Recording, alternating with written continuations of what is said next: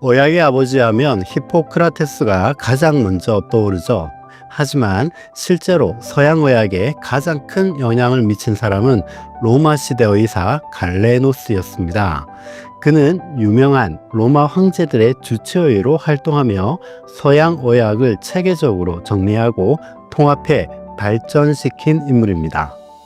오랜 미신에서 벗어나 관찰과 실험의 바탕을 둔 과학적인 그의 이론은 무려 1400년 동안 서양 의학을 지배했어요. 이번 영상은 로마 시대 최고의 명의 갈레노스에 관한 이야기입니다.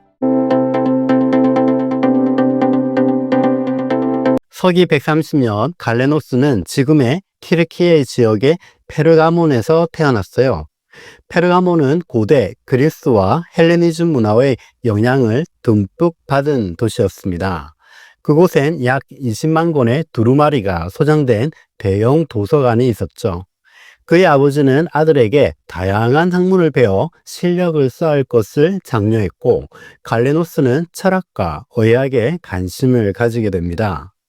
22살 때는 유서 깊은 대도서관이 있던 학문의 중심지 이집트 알렉산드리아로 가서 5년간 해부학과 생리학을 깊이 공부하게 됩니다. 이집트가 로마의 지배를 받기 전 프톨레마이오스 왕조가 지배한 기원전 3세기에는 사형수를 대상으로 인체 해부를 할 수 있었습니다. 갈레노스는 알렉산드리아에 남아있던 해부학 교재를 통해 인체 구조에 대해 많은 것을 배울 수 있었어요. 당시 로마 제국에서는 시신훼손과 내세를 믿는 종교적인 이유 때문에 인체 해부가 철저히 금지되어 있었습니다. 그래서 갈레노스는 동물 해부를 진행하게 됩니다. 그는 원숭이, 돼지, 양 등을 해부하면서 인체 구조를 연구했는데요. 사람과 동물 사이에 차이가 있어 오류가 있었지만 당시로선 굉장히 혁신적이었습니다. 동물 해부를 통해 갈레노스는 뇌가 신경의 중심이라는 사실과 촉수가 손상되면 신체 마비가 일어난다는 사실을 밝혀냈습니다. 또 뇌에서 나오는 신경이 근육의 움직임을 조절한다는 것도 실험을 통해 증명했죠. 28세에 고향으로 돌아온 갈레노스는 검투사 훈련소에서 검투사들을 치료하면서 실전 임상 경험을 쌓게 됩니다. 검투사 경기는 엄청난 인기를 끌었는데 그는 경기장에서 다친 검투사를 돌보며 외상과 굴절 치료법을 익혔어요. 전임자가 치료할 때는 훈련소에서 60명의 검투사가 목숨을 잃었는데 갈레노스가 담당한 후엔 단 5명만이 죽었다고 합니다. 외과 치료와 수술에서 갈레노스가 얼마나 뛰어났는지 알 수 있죠. 32살이 되자 그는 제국의 수도 로마에 진출하게 됩니다. 갈레노스는 그 무렵 로마에 만연한 미신과 비과학적인 치료법을 과감히 비판하며 자신의 명성을 쌓아갔어요. 그는 많은 사람이 보는 가운데 돼지를 해부하며 신경이 근육을 지배한다는 사실을 직접 증명하기도 했습니다. 갈레노스는 살아있는 돼지의 목을 절개한 후 성대로 가는 후두신경을 묶어 돼지가 소리를 내지 못하게 만들었습니다.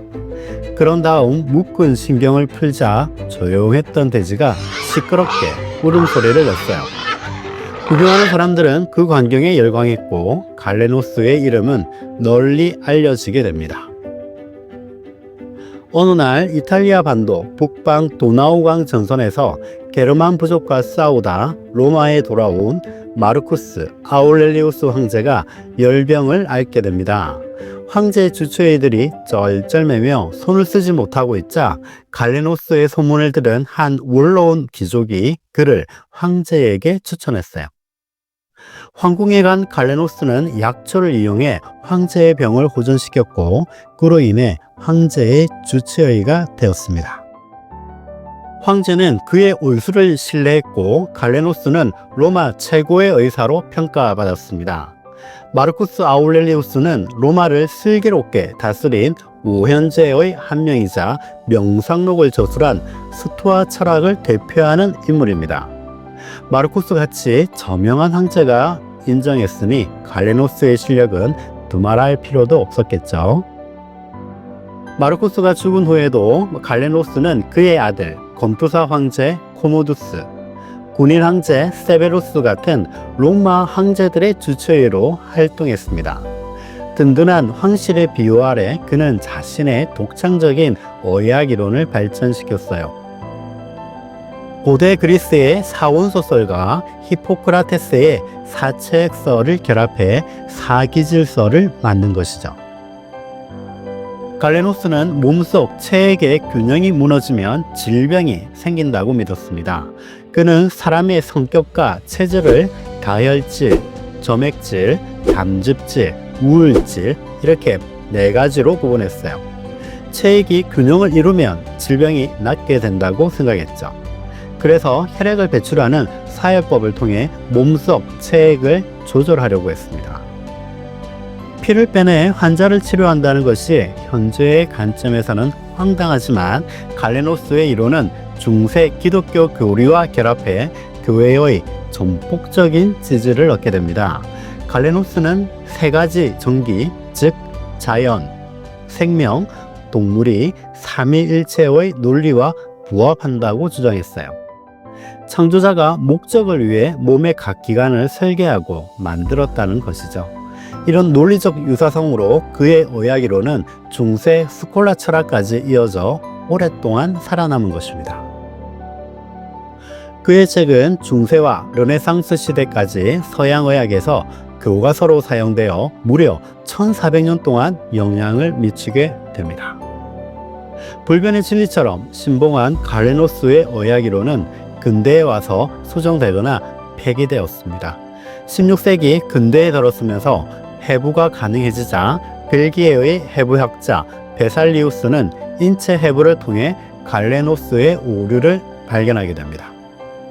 갈레노스는 우측 심장에 있는 혈액이 심장벽 사이에 있는 보이지 않는 구멍을 통해 좌측 심장으로 이동한다고 말했는데 실제 아무리 찾아도 구멍은 없었습니다. 17세기에는 영국의 생리학자 윌리엄 하비에 의해 갈레노스의 혈액순환 이론이 부정됩니다.